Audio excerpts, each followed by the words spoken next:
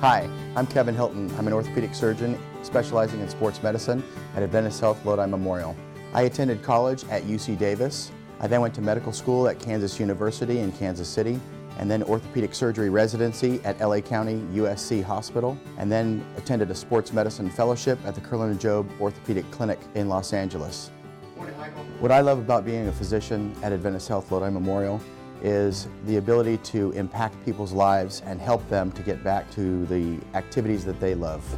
My role is to help rebuild that shoulder, that knee, the hip, ankle, or elbow.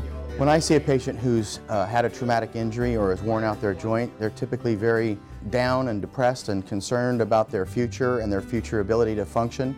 And so I get great joy in being able to encourage them and let them know that I can rebuild their joint or their bone and allow it to function again and allow them to function in life again.